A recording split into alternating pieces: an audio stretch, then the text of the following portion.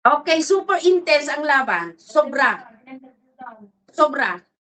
Hindi mo mai-explain kung yung laban nila is talagang super intense. After 16. Kasi after 16 years, talagang sinabi ko kanina, yung first interview ko, sinabi ko kanina na yung malaking possibility ng Spain na mananalo kasi yung mga player ng Spain is mga jóvenes, means younger. So, masyado silang aggressive. So, almost 70-80% na ang Spain ang may hawak ng bola. Yung crowd dito sobra, dito lang ilan lang kami dito sa apartment, pero doon sa lugar na pinag-openan yung live streaming, ang dami. Thousands ang nanood doon.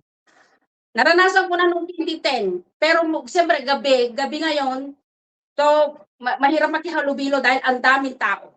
Wala, sa nakita kong laro wala. Meron lang normal physical ang laro pero wala naman nakita hindi gaya nung minsan may mga bukol sila, may mga napipilay, may mga dumudugo ng mga yung pag nag-uupo ng mga ulo pero so far wala naman nakita doon.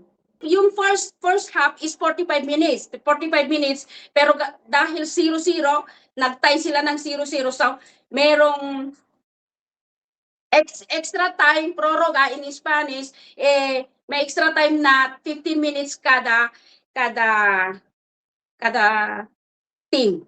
Ganon. Oo, meron. Pero pagdating nila, maghahanda pa sila either hindi pa bukas.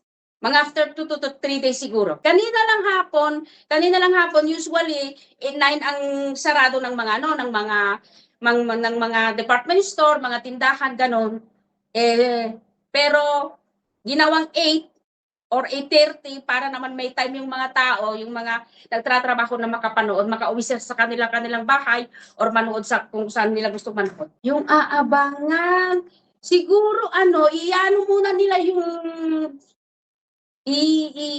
i-celebrate muna nila yung pagkapanalo nila ngayon. Actually, kanya-kanya dito kanya-kanya celebration nasa kanilang bahay o pumunta sila mismo doon sa viewing area.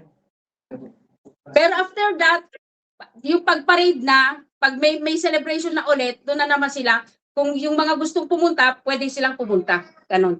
Kung pwede maibahagi, sana yung sport sa atin, sa ating madagdagan pa. Kasi ang